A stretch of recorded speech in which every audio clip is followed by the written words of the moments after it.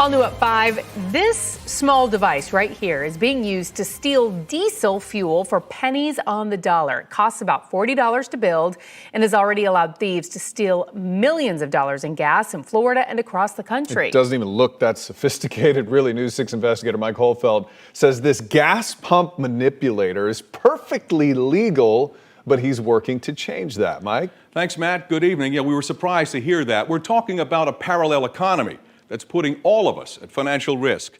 It all started, remember these? The skimmers slipped into pumps to steal your debit and credit card information. Well, now the Secret Service is giving us an exclusive look at new technology that's manipulating the price of gas at the pump. It's hardly the stuff of cutting-edge technology. That's like a speed. But this handmade device, powered by two 9-volt batteries, is stealing millions of dollars worth of diesel gas from Florida to California every day, simply by fooling the pumps. It just causes the gear here to spin a lot slower than it should. That gear is part of the pump pulser, the device inside the pump that counts dollars per gallon, the numbers we see clicking there. The slower it goes, the cheaper it is. Correct. Even though the gas is flowing at more than $5 a gallon, the pulser is tricked, allowing thieves to hoard the fuel in large bladders like this for just pennies on the dollar, then selling it on the black market at a deep, deep discount. So the impact in a year from one device would be what? One device operating for 12 months could be anywhere $2.5 to $3 million. Let's do the math. Each device steals $2 to $3 million in fuel, pumping the diesel at 5 cents a gallon. Cost to build that device? About $40. They pop it off the legitimate fuel pump. Intel suggests organized gangs have designed the handmade mechanism that connects with the pulser.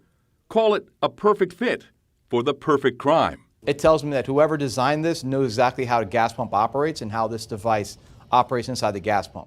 This video shows a thief accessing a gas pump in seconds. He was installing a skimmer targeting debit and credit cards. This is the next generation, the gas pump manipulator. How in the world are they able to get that in so quickly? They have the keys to the pumps, or they just go ahead and break them open. The Secret Service and Office of Agriculture Law Enforcement tell News 6 investigators are tracking roughly 40 cases or more in the state.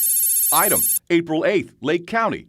Thieves rolled away with nearly 400 gallons of diesel fuel from a Circle K. And there's something else. Is the device we're looking at right now, is that legal? It's not illegal.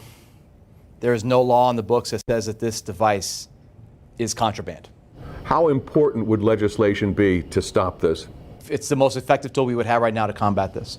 All that does is make fuel expensive for everybody else. State CFO Jimmy Petronis, already concerned over escalating diesel fuel prices and its impact on truckers, tells me he would definitely support a law banning the device. Not only would I support banning it, but even if you're caught using it, making sure there's a multiple degree felony that's attached to it. News 6 is working with CFO Petronis, state lawmakers, and the Cyber Fraud Task Force to ban this device. The Florida Office of Agriculture is taking the lead on this and will be developing the language we bring to Tallahassee.